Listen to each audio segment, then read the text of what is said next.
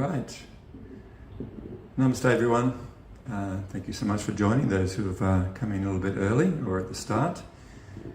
Very nice to have your company. So tonight's wisdom topic is there is freedom within. Stop worrying and start living. So before we go into the discussion tonight, what we want to do is go into a simple meditation just to focus and to center us, and also to help us by having a clearer mind. Then we can also hear and speak more clearly. It's helpful for us to understand and enter into these ideas, this wisdom, this knowledge that we will be discussing this evening. Okay, so it's really, really simple. Probably many of you have been through this guided meditation before. So let's begin. And it's conducive to not being distracted by closing our eyes. So let's do that. Let's close our eyes.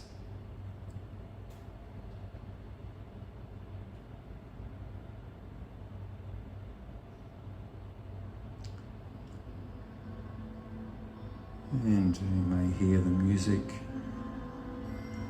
coming up in the background. This is something that we can focus our mind on to help draw us away from distractions, from the busy mind and all of our plans and thoughts, etc. So let's just spend a few moments beginning with focusing on that music gently in the background.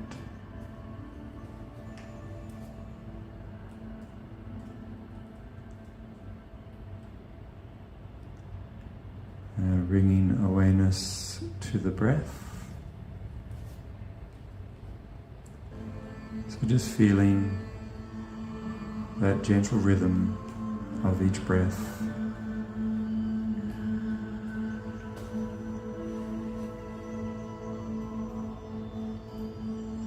Feel the rejuvenating effect of each inward breath. That gentle expanding of your whole body.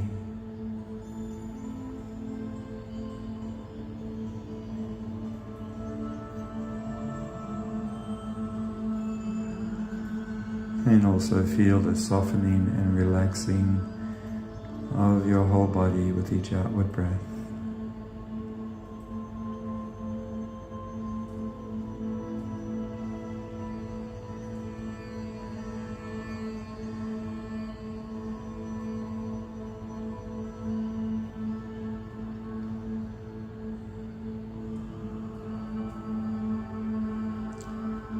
You may want to scan through your body a little and see the areas where you may be holding tension.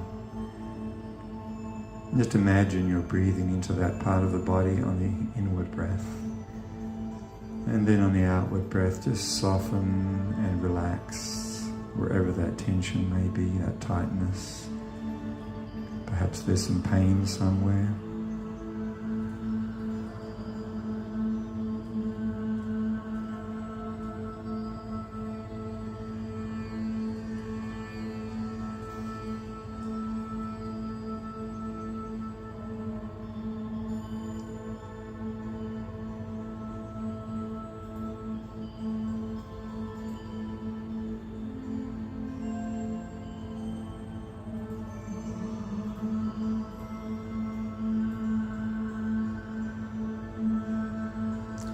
To help us become even more relaxed into this state of peacefulness, relaxation.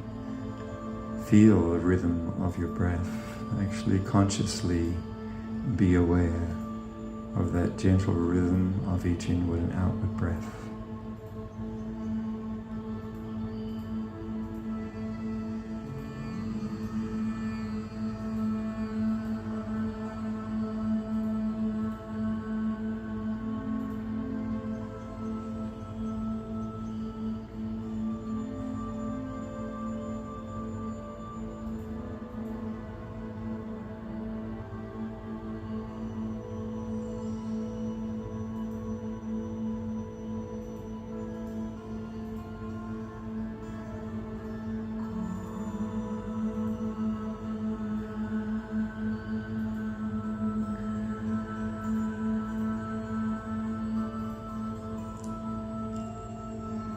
moving into the mindfulness practice, we begin with the awareness of how we are the observer, the witness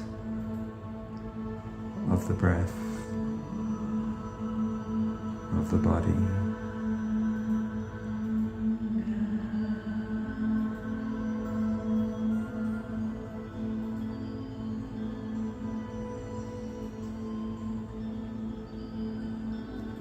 You can mentally say to yourself, I am aware, I am watching my body breathe.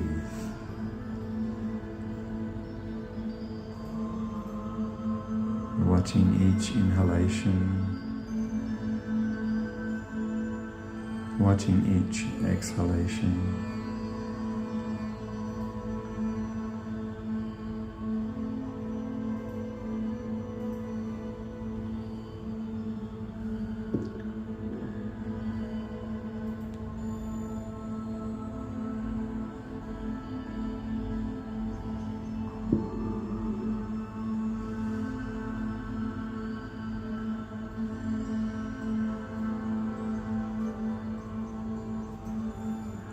Now we step back and experience that we are the conscious, aware witness of the stream of thoughts moving through the mind.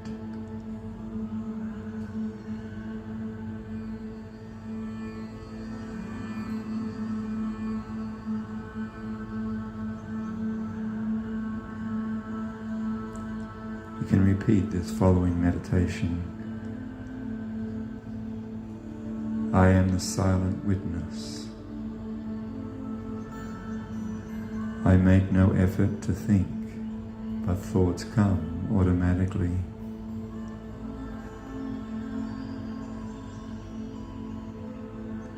I am watching thoughts flow through my mind. I am aloof from them.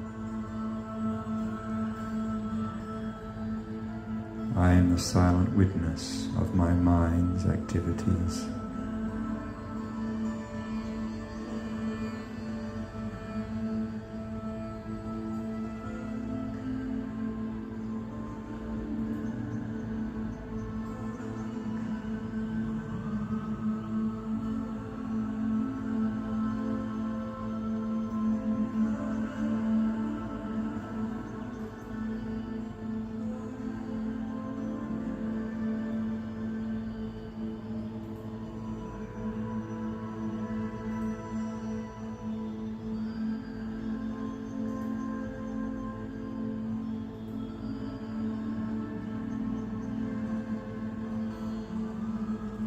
With this mindfulness or silent witness meditation practice, we can enter into a deep and profound realization about our true nature.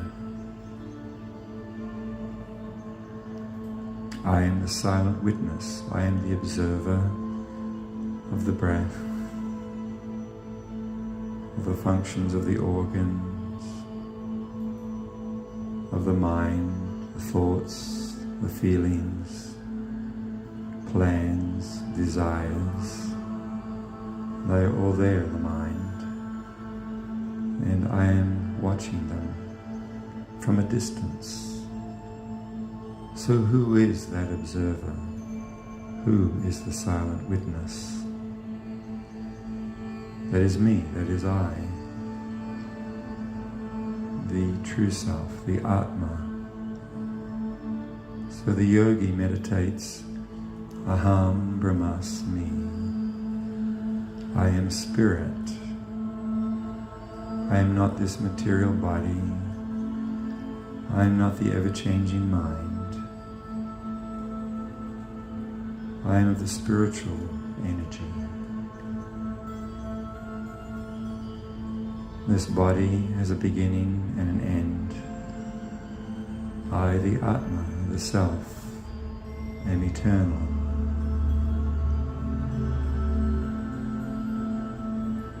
When this body dies, I, the Atma, the Self, do not die.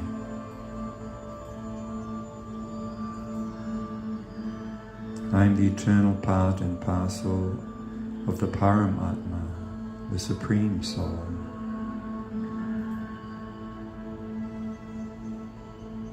Aham Brahmasmi.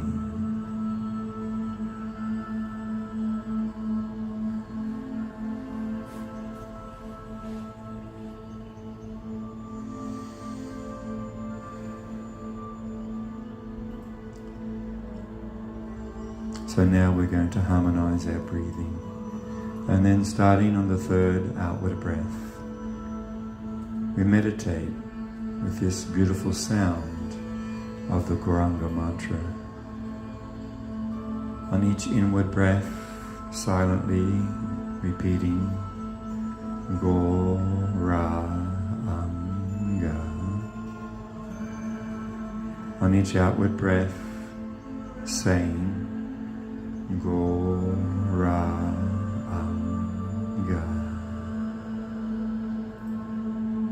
Now let us inhale together.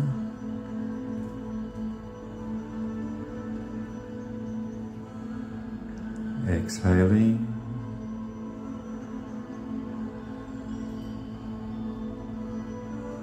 Inhaling.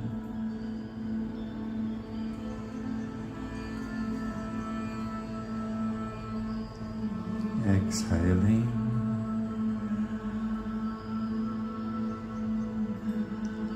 A nice deep inhalation.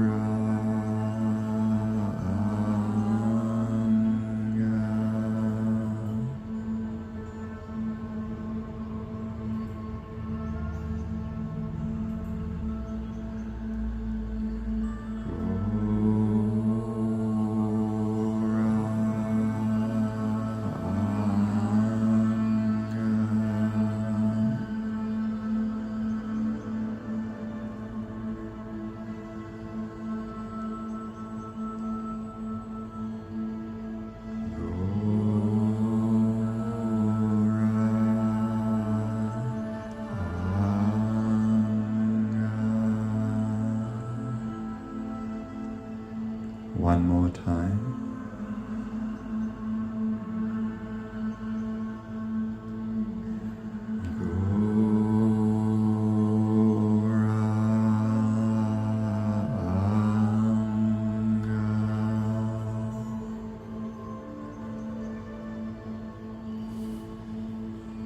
Keeping the eyes closed, spend a few moments in this nice place of relaxation.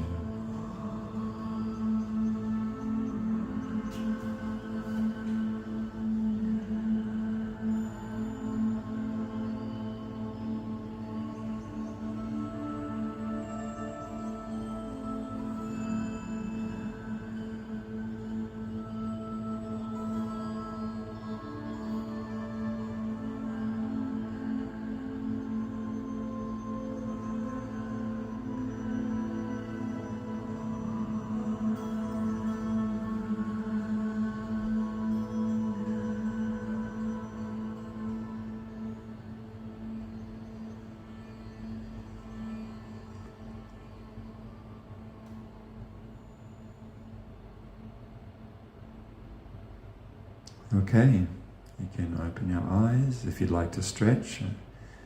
There at home, I'm sure you can stretch out.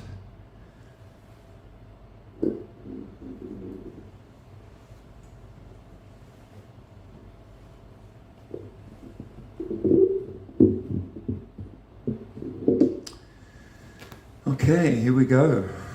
So again, welcome to everybody who may have just joined in the middle of the meditation. We're going to go into tonight's topic.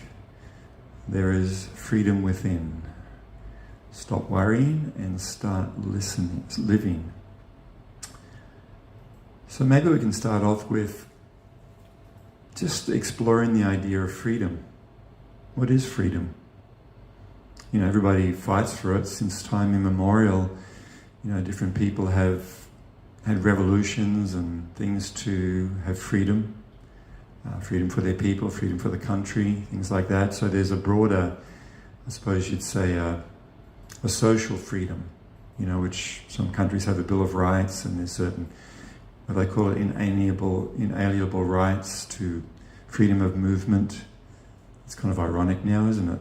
Freedom of movement, freedom of speech, you know, freedom of religion, or freedom from religion, you know, whatever a person's particular outlook on life is. So there's a broader social freedom, as I said, which many people, many countries have fought for at various times when they have been oppressed by some, you know, some autocrat, some tyrant, some government, some party or whatever. So that's not what we're really discussing tonight. We're looking at freedom from a more personal perspective. And even there we can look at it from different angles. We can look at, in our own personal lives, what is freedom? What are we looking for? Freedom. We're looking for, according to our age and culture, you know, what our personal situation is like. We all have different freedoms that we are striving for and fighting for. Freedom to do whatever I want to do, whenever I want to do it. This is the freedom that those of us who were in the hippie time was our slogan in life. I want to do what I want to do when I want to do it. So we consider this to be freedom. And, you know, if you look at it right from the early time of our life, children are fighting for freedom. I think they even have children's rights. I think, you know, the United Nations has an arm on children's freedom, children's rights. So what does a child, what kind of freedom do they want? Well, freedom to go and explore, to do what they want to do. You know, freedom to go and walk on, you know, crawl on the road or run out onto the road if they want to. You know, you see that all the time, you know, from quite an early age when a child kind of is able to even just walk a little bit, or even just say 3 or 4 words beyond mummy and daddy, you know, one of the first words they learn is no. It's like, you know, come here, John, no. You know, stop doing that, no. So they want freedom from the oppression of their parents. Freedom to run around wherever they want. You know, I don't think they do it anymore, but I remember years ago, I was appalled, you know, please don't be offended if you're one of the people who did this, but I remember seeing parents walking around with their toddlers and they had a harness and reins on them. Have you ever seen that? Literally like a plastic kind of harness that kind of was over the upper body of the child, of the toddler, and then, you know, just like taking their dog for a walk, maybe taking their kid for a walk. You know, and if you're someone who actually has children, you'll know, you can understand, you know, what's behind that. Because at a single moment, they can just dart off left or right, and if you're near the traffic, you're near a road, then, you know, things can happen. But still, the child's trying to, you know, have their freedom. And then as they get older, that freedom, you know, moves into different areas, particularly once we start hitting, you know, our early, you know, teens. Then we start wanting to have freedom from the oppression of our horrible parents, that for some reason or other our parents don't want us to be happy. Our parents are always trying to restrict the teenager's freedom. You know, and they start, you know, the parent starts asking questions like, where are you going tonight? How long are you going to be? Who are you going to be with? What time are you coming back? And what does the teenager think? Mumble, mumble, mumble. Bloody hell. Always trying to, So the teenager can't wait for freedom from the oppression of their horrible parents. And I'm sure each one of us can think back and remember that, and that's what we considered freedom. Freedom from restrictions, no restrictions. And then it kind of moves on in life, and maybe what other kind of freedoms do people strive for? They strive for freedom from an oppressive husband, or an oppressive wife, or maybe freedom from the harassment of children. Again, anyone who's had children, or particularly a number of them, you know how children restrict what we can do in life, our freedom. So it's kind of like, the parent starts kind of looking forward to the time when the kids can move out of home and they can have their freedom back. So there's all kinds of freedom. Freedom to travel, the freedom to experience different things in life. We all see this as being freedom. So is this what we're talking about?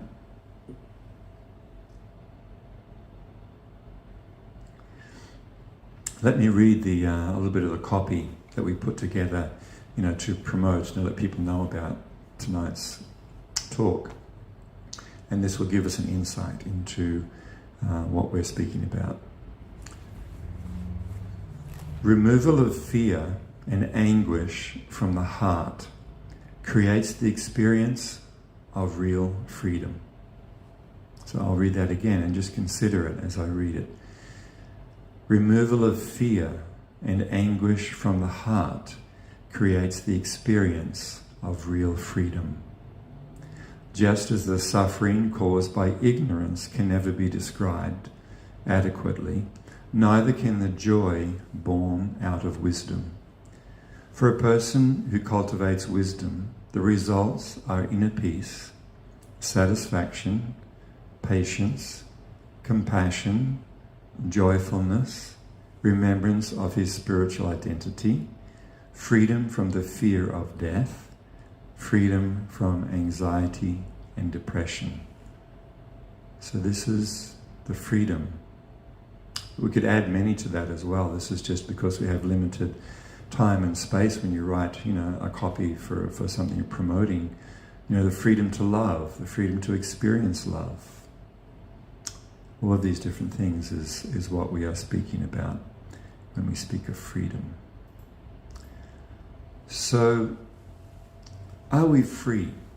In that slogan of the hippie era, and I think it's carried on now into more recent times, from the 60s and 70s, into this idea of just follow your bliss. Perhaps you've heard that saying. Perhaps you've said that to other people. Perhaps that's one of your affirmations. Just follow your bliss. In doing so, that's where you find freedom. That's where you find what you were looking for. That's where you find excitement, joy, satisfaction. All of those things are found when we follow our bliss. Now, let's unpack that just a little bit. What is my bliss that I'm meant to follow? What does that actually mean? It means when I'm moved from, we'll use the word within, when I'm moved by this feeling, when I'm moved by this desire, when I'm moved by that, I should then follow it. I should follow that path. What feels, again, this comes directly back to, if it feels good, do it. This is another saying. All these different sayings of different generations basically having the same meaning. So if we look at that, what does it mean? So basically what it means is there is a desire that I have, and I want to carry out, I want to follow that desire. And by following that desire, there is a promise of satisfaction. There is a promise of increased joy, increased happiness, and I am, in quotes, being an individual and following my own path. Nobody is telling me what to do.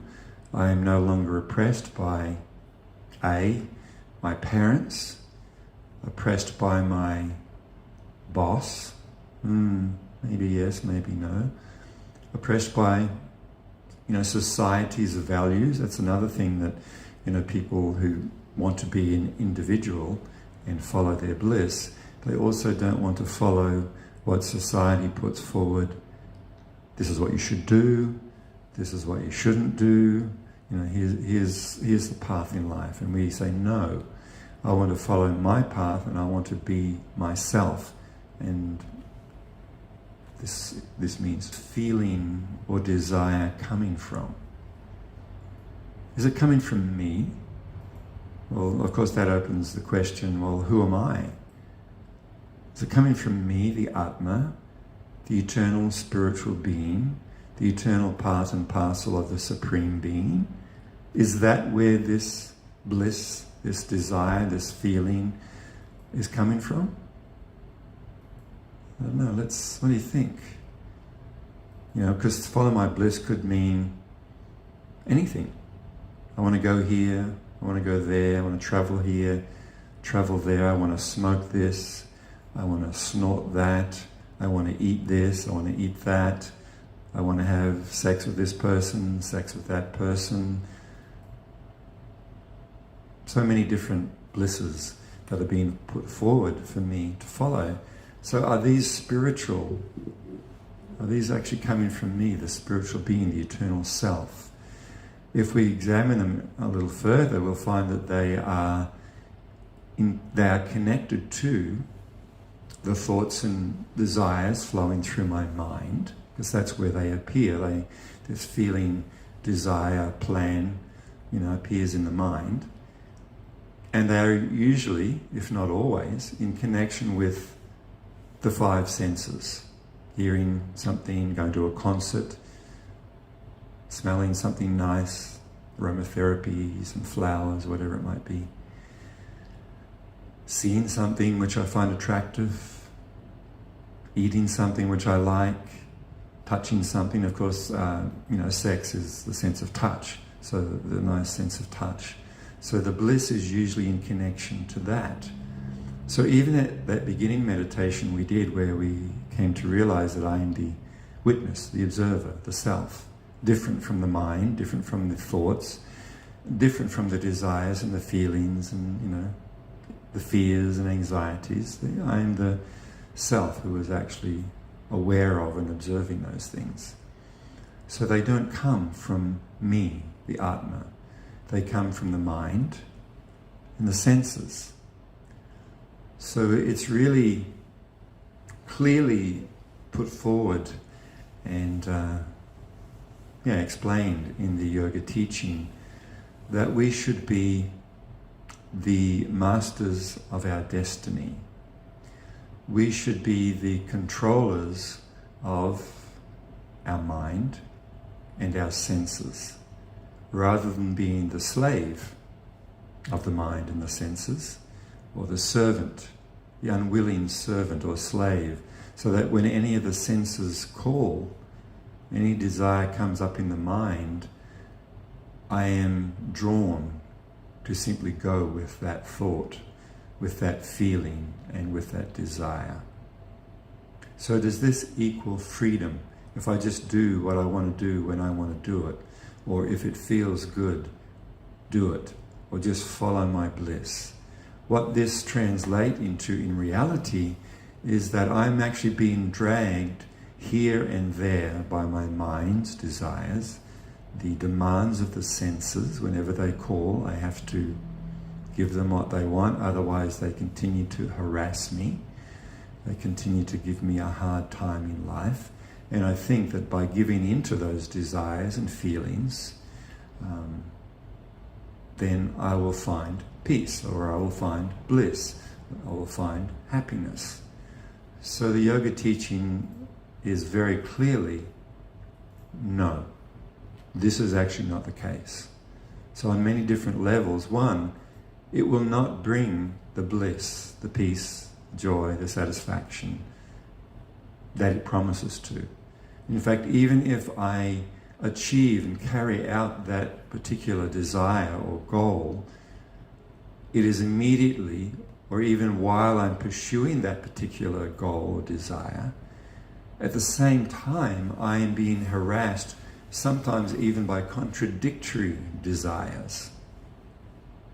At the same time, different senses and different desires are demanding my attention.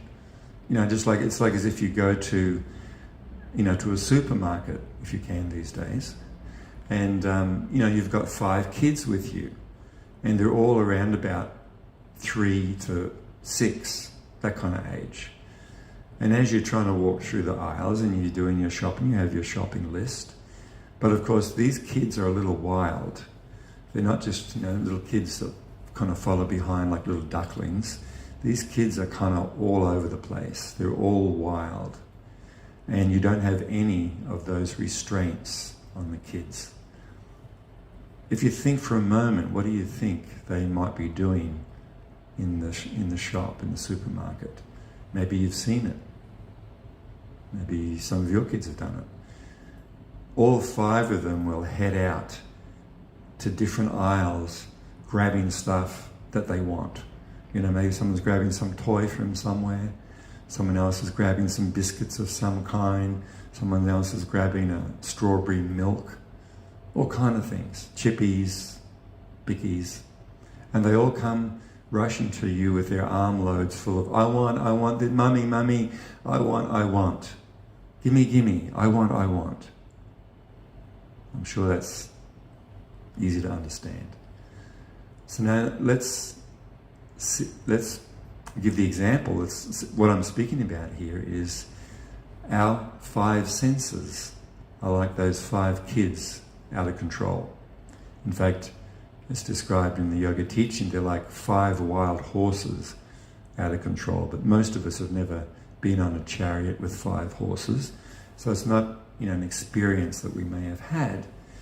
So I think the 5 kids we may be able to relate to a little bit more.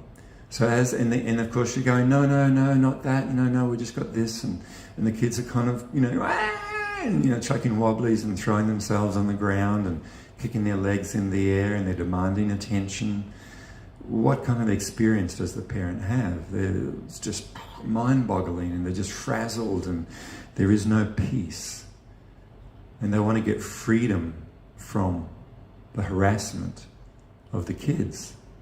Now, to get a little serious, if that's the right word, a little sobering, it's really unfortunate that sometimes we hear, not sometimes, quite regularly we hear of some parents who have actually killed their children because they cannot stand the demands and the things that are going on, the responsibilities that they have, and they've actually killed their children and then killed themselves because they're unable to deal with or to tolerate the pressure of it. And in a similar vein, bringing this over into the idea of the individual and the 5 senses, sometimes people are so harassed by the demands of the mind and the senses that they cannot stand, they cannot handle the pressure of it, and they commit suicide. So these are some of the outcomes of not being free.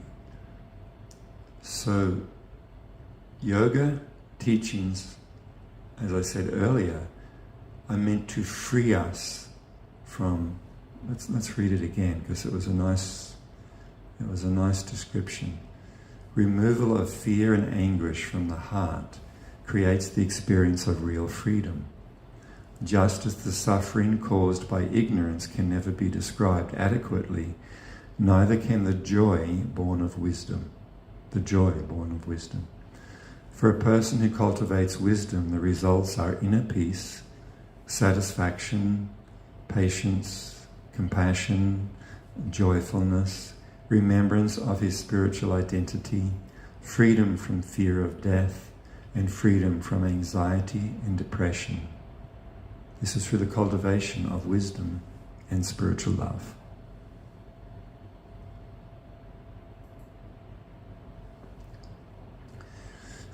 I've got 10 pages of things I want to read, but of course I'm not going to read 10 pages worth of things. So let me just... maybe we can head down this path. Maybe I've done this, maybe you've done this, or maybe you plan to do this in the future. One of the ways that we seek freedom in following our bliss and desires is to travel. To travel, to have new experiences, to get out of the little community, whether it be, your social circle of friends or the town you live in, you kind of feel stifled by it. So people want to travel to have experiences.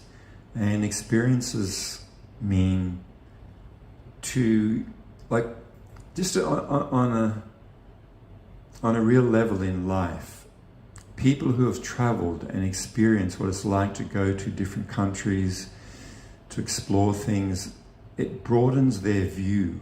It broadens their whole world view to see how others live and to have various kinds of experiences. It's very helpful in life to not just lead a life which is kind of blinkered, very, not a very wide view of things or experience of people. So the person is traveling to have these different experiences and therefore to gain understanding, to gain some kind of knowledge and understanding of things, of life. This is why many people travel. And from my own experience in my own life, having travelled fairly extensively, I found this to be absolutely true. The travel can actually help a person broaden their horizons and view of life. That also has its limitations, because our travel is just done horizontally, so to speak. We kind of might travel up in we catch a flight somewhere, although we used to. So, we kind of, in life we're traveling horizontally, going here, going to this place, that place, and then we kind of travel up in the plane, and then we get to a certain height, then we travel horizontally again, and then we go down, and then we start kind of cruising around horizontally again to have different experiences, to meet different people, to go to different places, following our bliss. But we're never satisfied where we are. This is one of the things about travel. If you live in a city, sometimes people want to move out to the country. I'm sick of the city and all the noise and the hassle, and they want to move to the country and have the birds chirping in the forest and the bush and the snakes and all those kind of fun things. The peacefulness, we think, which will be found in the countryside. But then, funnily enough, people who live in the country also, like kids particularly who are brought up. Like I was brought up in the country. My parents, worked or managed, sheep properties, cattle properties, country pubs and things like that. So I was brought up in the country. And I was so glad when we moved to the big city, the big smoke of Roma, which is a small country centre in Western Queensland. And even more excited when we moved to Brisbane, the big smoke. So many opportunities opening up. So we're always trying to find people and moving, like people in Australia. Australia's got a lot of things. It's got mountains, it's got snow, it's got oceans, it's got, the centre, it's got deserts, everything. Everything is here. Cities, country, the whole thing. But people from Australia, we want to travel. We want to go to South America. We want to go to Brazil or, Chile or Peru or, somewhere. Experience different things. So we'll travel there. And then while we're in the air travelling there in our plane, there are people from Chile, from Brazil, from Peru, from Los Angeles, from London, travelling to Australia, to the Gold Coast, to Sydney, to Melbourne, wherever it might be, to Darwin, to Cairns, to the Barrier Reef. So we're all travelling around horizontally in this physical world, but we also experience that it is not fully satisfying. It is fun, it is exciting, it definitely broadens my outlook on life, and it has many positive things to it. But in the context of what we're speaking here, it also does not give freedom. So, just to kind of summarize a little bit so we can move into the next part. Following our bliss or following our desires and our senses, this is not freedom. There's a word used in Sanskrit, in the yoga text, called godas. Go, meaning the senses, the mind, our desires, and das means servant, the servant of the preceding word. So someone who is following their bliss, meaning following the feelings, the demands of the senses, and all the unending desires that the mind is always proposing, such a person is described as a godas, or the servant of their mind and senses. So a person who is a servant, in fact it's even stronger words used in the Vedic text. The word is slave, being dragged here and there by the desires and senses. So a slave is not free. They are forced to do. So if we are being controlled, we think, I'm escaping the control of my parents, the harassment of my children, the husband, the wife, the boss, the society, and I think I'm free just by not doing what they are telling me to do, but I end up being the slave or the servant, or being told what to do by material nature. What is called in yoga Maya. Maya is the illusory energy which covers me and covers my, puts forward all these different desires, etc., etc. So we cannot be free because we are always in anxiety that I will not get. We covered this, I think, in a previous talk. The anxiety is, I won't get what I want to get. So there's an anxiety or a fear there. Then, of course, I have certain things, and the fear and anxiety is that I may lose that which I have. So this is fear in the heart, the mind. And then, of course, I'm always losing things, so then there is the anguish, the grief, the frustration that I've lost that which I had. And of course, each one of those categories could be filled up with a huge list. So that even though we are, in quotes, following our bliss, our heart is still full of these fears and anxieties. I hope that makes sense, that's clear.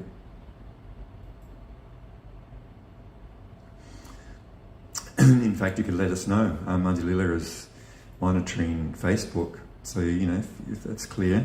And maybe towards the end, if there's any questions that come up, we may be able to take them if we have enough time. So now I wanted to move into what is the freedom which has been spoken of in this spiritual freedom. So let me read something. And as I said, the idea is there is freedom within. So what is that freedom within? What does that mean? Let me read from the Bhagavad Gita. The stage of perfection is called trance or samadhi, when one's mind is completely restrained from material, mental activities by practice of yoga. This is characterized by one's ability to see the self by the pure mind, and to relish and rejoice in the self. In that joyous state, one is situated in boundless transcendental happiness and enjoys himself through transcendental senses. Established thus, one never departs from the truth, and upon gaining this, he thinks there is no greater gain. Being situated in such a position, one is never shaken, even in the midst of greatest difficulty. This indeed is freedom from all miseries arising from material contact. There are many things to unpack in this these astonishing words of Sri Krishna from the Bhagavad Gita. Of course, we cannot go into every single one of them, but the overview, the idea that I wanted to share is that freedom is to be found within. What does that within mean? Within, it means that I become situated in wisdom. I become situated on the platform of self-realization, beginning with the understanding, as we went through in the beginning of this stream. For those who may not have come in at the beginning, you can go back later and practice it. The silent witness meditation, concluding at the end, with the idea of aham brahmasmi, I am spirit. I am not matter, I am not the material body and mind, I am the eternal self, only temporarily walking around with this body and this and covered by the mind with all of its different plans and desires, with all of its different fears and anxieties and etc., depressions, and all of those things are there in the mind. These things are not part of me, the Atma. Sorry, I'm just getting a bit comfortable here. They are not part of the eternal spirit soul. Fear, anxiety, worry, concern, material plans and desires, these are not part of my essence of who I am.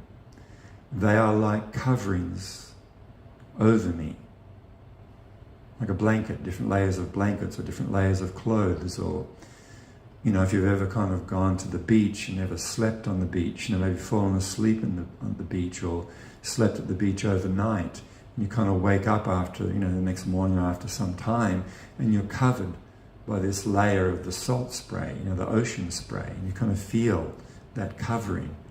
So similarly, we, the Atma, the Self, are covered by these material elements, which are described again by Krishna in the Bhagavad Gita as being earth, water, fire, air, ether, mind, intelligence, and false ego. So mind is part of the covering. So the desires, material desires that are in the mind, the plans, they're also part of these material coverings. And Krishna describes that we, the Atma, are of the superior spiritual nature, eternal, ever-existing. Our nature is described and can be directly realized and acted upon as Sat Chit Ananda. Sat means we are eternal. Chit, full of wisdom. And Ananda means blissful.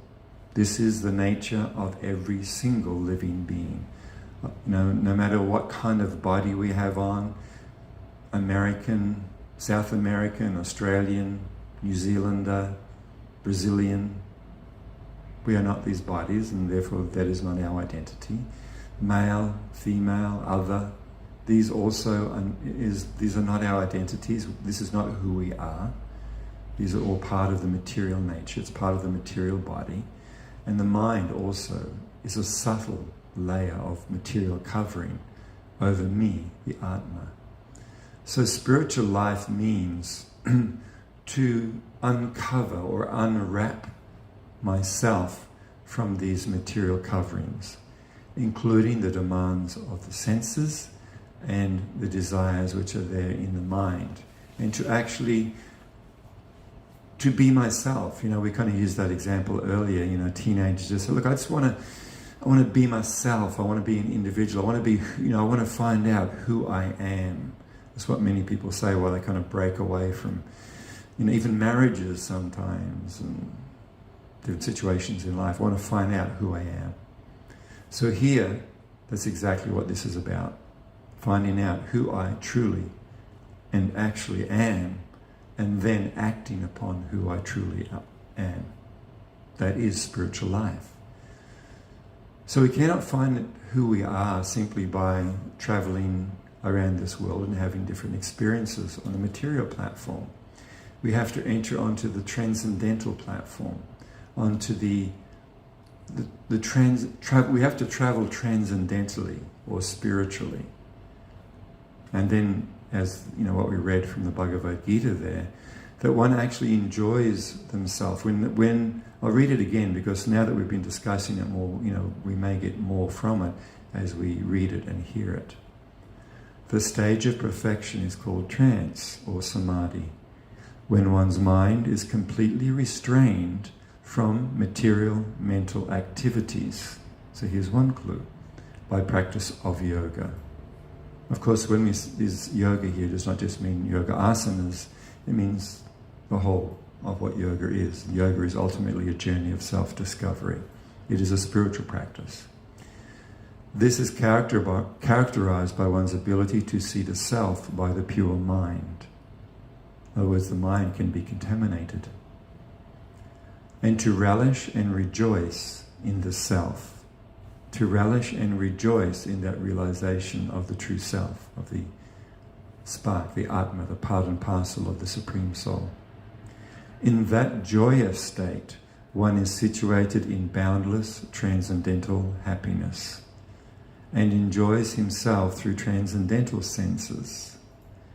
Established thus, one never departs from the truth, and upon gaining this, he thinks there is no greater gain. This also relates to our experiences on the material plane. We gain certain things, but we always think there is something greater to gain. There's always something more to do, something more to have, different experiences to have. There's always still something missing. I've still not found what I'm looking for. So even though we gain, we plan and maybe achieve our goals, go here, go there, get this, do that, experience this. Even having achieved that, there is still there, very strongly, I've still not found what I'm looking for. There is still something more to gain, and we use our whole life as an attempt to travel around to find that thing which we have this innate feeling I have yet to gain. So here Krishna is saying that having achieved this, having experienced this, having gained this, he thinks there is no greater gain, which means he is fully satisfied. That's the only condition in which one doesn't feel there's more to gain, is one is completely satisfied, totally satisfied. Being situated in such a position, one is never shaken, even in the midst of the greatest difficulty. In other words, our path in life is strewn with thorns and obstacles and problems.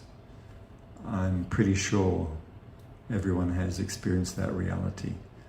So when a person travels within, when they are traveling transcendentally, when they are experiencing this freedom of the self within, then even though these difficulties in life will remain, they will still be there, and I will encounter many, many more in my journey through this life on the physical plane, up to and including the greatest obstacle, which is known as death, the time of leaving this body behind.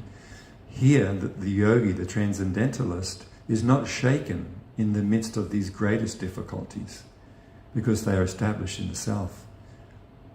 They're experiencing that joy, that happiness, that satisfaction within. And then Krishna wraps up this part by saying, this indeed is actual freedom from all miseries. Doesn't say some, he says all miseries arising from material contact. Because we are in touch with our true self. And we are, and maybe I can expand, I know this is going a long time, I hope that you're finding it worthwhile and enlightening. Maybe we'll have to make this a two-part thing and speak more about it next time. But we'll touch on this idea. Although we are spirit soul, eternal, we are not the Supreme Soul.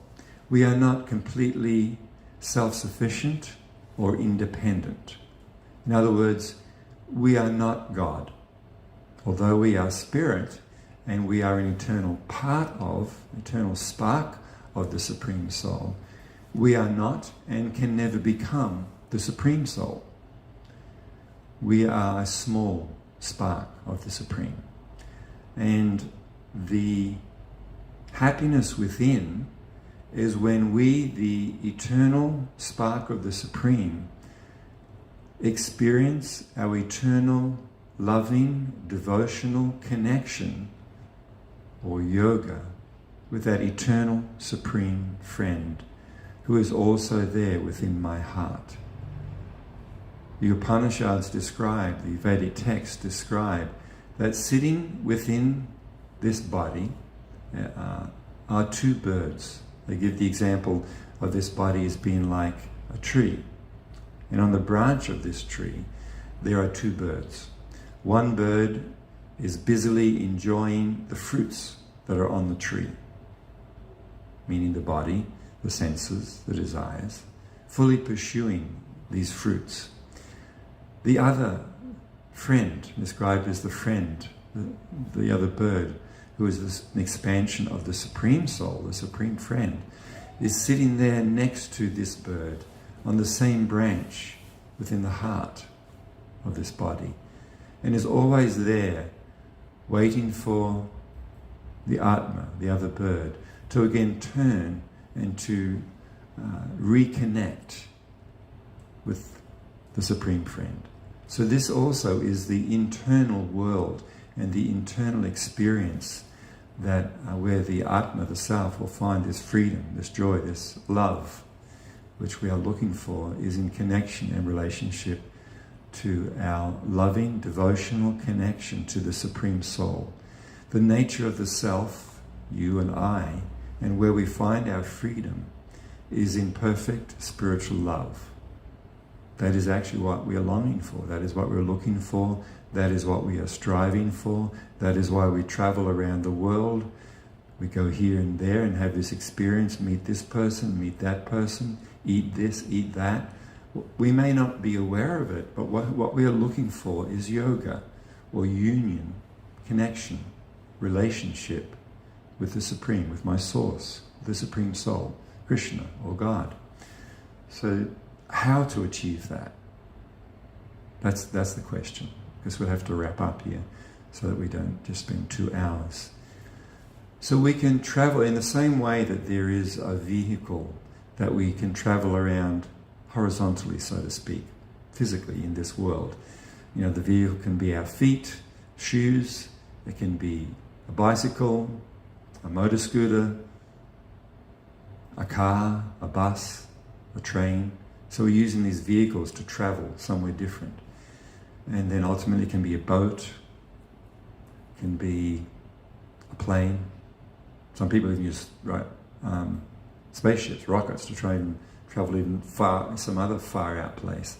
So in other words, there is a means by which I travel to get me to these different experiences and these different places. So what is the vehicle? How is it that I can travel transcendentally? How is it that I can find this freedom within? Very simply, actually, and very easily, and very joyfully. It is described again in the Vedic text. Harinama, Harinama, Harinama eva kevalo. Kolona steva, nasteva, nasteva, gati anyata. Harinama. This Harinama, Hari refers to the Supreme. Nama, the English name, the English word name comes from the Sanskrit nama. So we can actually travel on the vehicle of transcendental sound by chanting these different divine names, these holy names of the Supreme. Gopala, Govinda, Rama, Madana, Mohana. Hari Bol, Nitai Gaur, Hari Bol. Hari Krishna, Hari Rama. These transcendental names transport us away from the material realm with all of its problems and hassles, and takes us to a different world, to a spiritual dimension which is actually found within. So by this very easy, simple and sublime method of mantra meditation, or meditation upon the holy names of the Supreme, we can actually leave, I don't mean physically leave, but we can leave the dimension of fears, anxieties, troubles, desires, all of these things, the demands of the senses, and find this joy within through transcendental sound. We can travel the road of bhakti.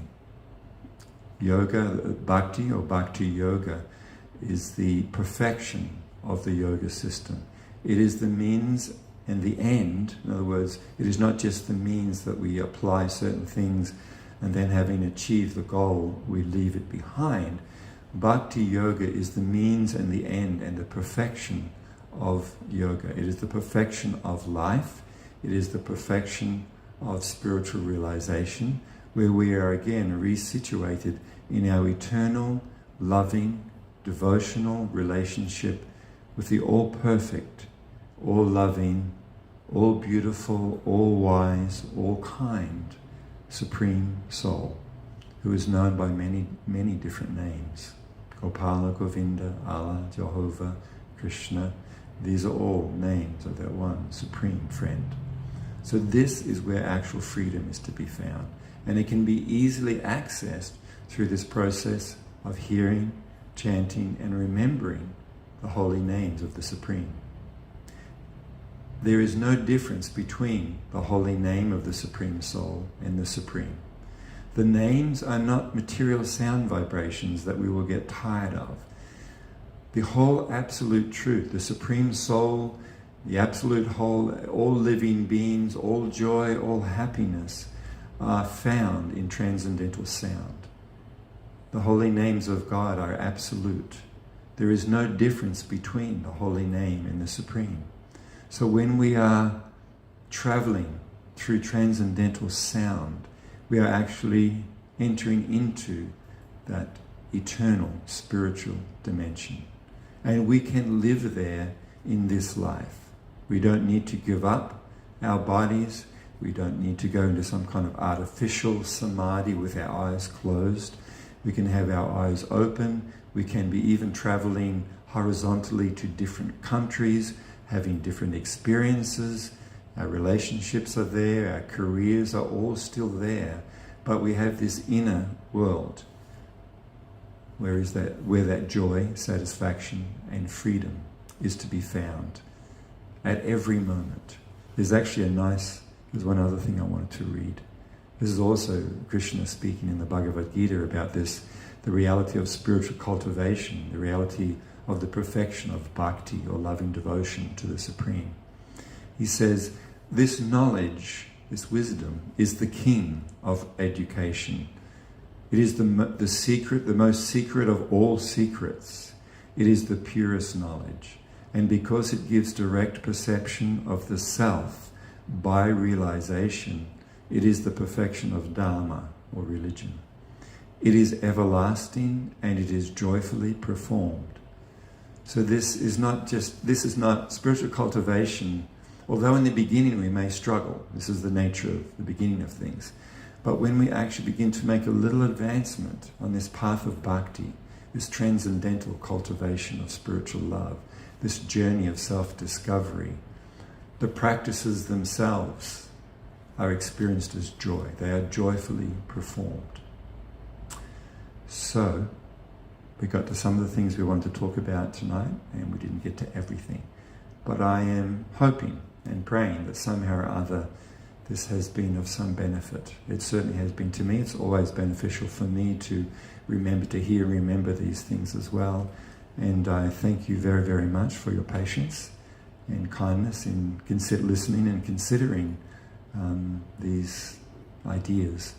And most importantly, I'm hoping that you will apply. And I'll let you know now, we will at the end as well. Coming up in 2 days, Saturday, there is going to be a meditation, a live stream of a meditation with our friends Nitai and Janina. So if you want to learn the meditation practices, find out how you can tune in, Facebook, etc. So we're going to finish with some kirtan now, and of course Maji Leela is going to lead us in this. Just has to go over, and you have to unmute your mic as well.